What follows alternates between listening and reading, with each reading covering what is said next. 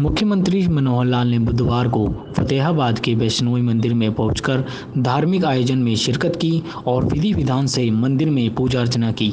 पूजा अर्चना के उपरांत उन्होंने महंत स्वामी राजेंद्रानंद जी महाराज के एवं स्वामी सत्यदेवा जी महाराज के सानिध्य में की जा रही कथा का भी श्रवण किया।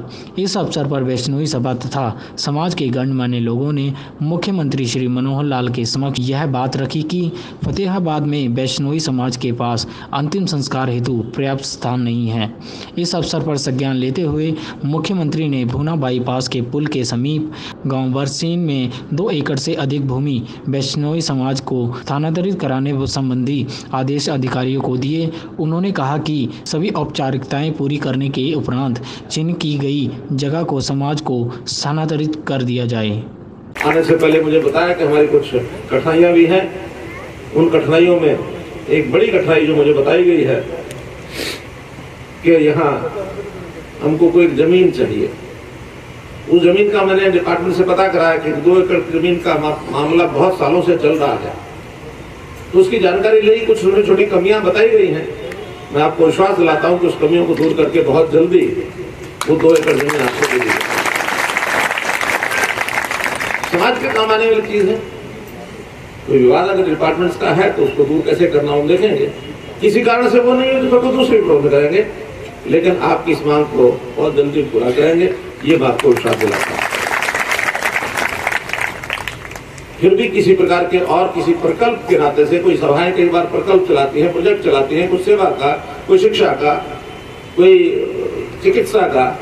तो ऐसे अगर प्रोजेक्ट कोई हो, आप लोग लगता है कि कोई सरकार की ओर से सहायता की जरूरत हो, तो हमारे जितने नेता ने नाम लिए हैं, इनमें से किसी के माध्यम से आप उनको जानकारी भेजेंगे तो सरकार की ओर से हर सामाजिक काम में पूरा भरपूर सहयोग करने का मैं आपको आश्वासन देता हूं। अंत में आपने मुझे बुलाया, संत जनों के सानिध्य में आपसे मिलना हुआ।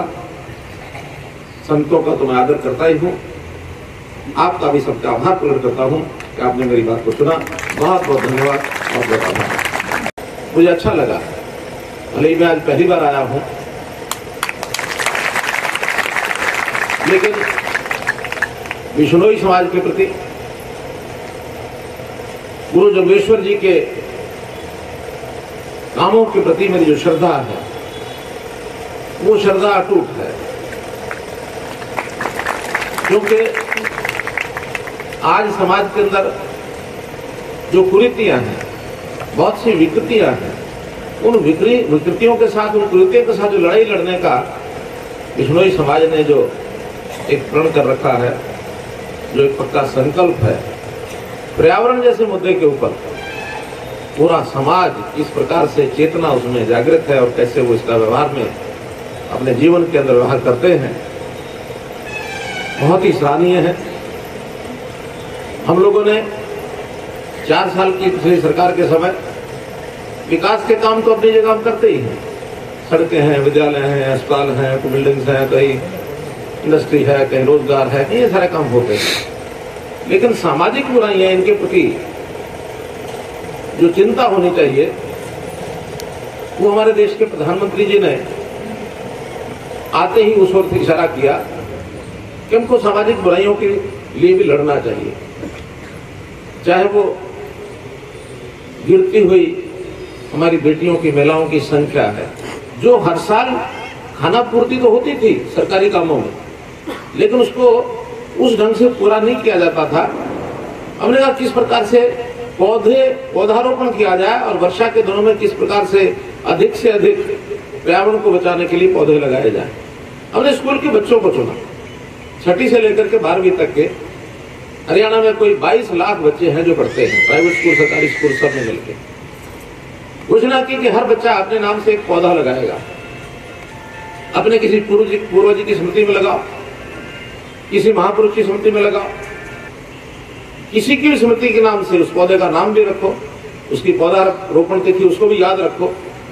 और केवल पौधा लगाना नहीं है, लगातार उसकी संभाल भी करो, उसकी रक्षा सुरक्षा भी करो। जैसे बच्चे को घर में पाला जाता है, उस पौधे को भी पालो। घर के अंदर लगाएं, घर के बाहर गली में लगाएं, कहीं पार्क में लगाएं, कहीं मंदिर में लगाएं, कहीं विद्यालय में लगाएं, कहीं अस्पताल है उसमें लगाएं, सार्वजनिक स्थान है कहीं भी लगाएं। अपने घर में से शुरू करें।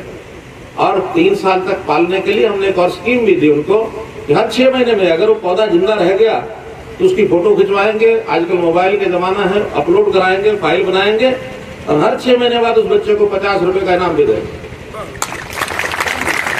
3 साल तक बच्चे को 300 रुपया ये मिलेगा उस पौधे को जिंदा रखने के लिए। उसमें वो खाद डालेगा, उसमें मिट्टी डालेगा, उसकी बाढ़ करेगा, सब कुछ अपने आप अपने घर से करेगा तो अपनी जेब में रखेगा, कोई बात नहीं, उसको प्रोत्साहन राशि है। तो अगर 1 साल में हमें सब जब रिकॉर्ड मंगवाया तो 24 लाख पौधे लगाए बच्चों ने, 24 लाख। हर साल अगर 24 लाख बच्चे यानी पेड़ अगर लगाते हैं तो इतनी हरियाली, इतना हरा भरा हमारा हरियाणा हो सकता है कि जिसके हमने कभी दर्शन नहीं किए होंगे। तो ये एक उदाहरण मैंने दिया। तो इस प्रकार से हम पर्यावरण की इस लड़ाई में, मुझे खुशी है कि पूरा समाज लगा हुआ है, इस समाज को मैं नतमस्तक होता हूँ। चंडीगढ़ से अर्थ प्रकाश न्यूज़। ताज़ा खबरों के लिए हमारे चैनल को सब्सक्राइब करें, लाइक करें और बेल आइकन दबाना ना भूलें। अर्थ प्रकाश वेब टीवी।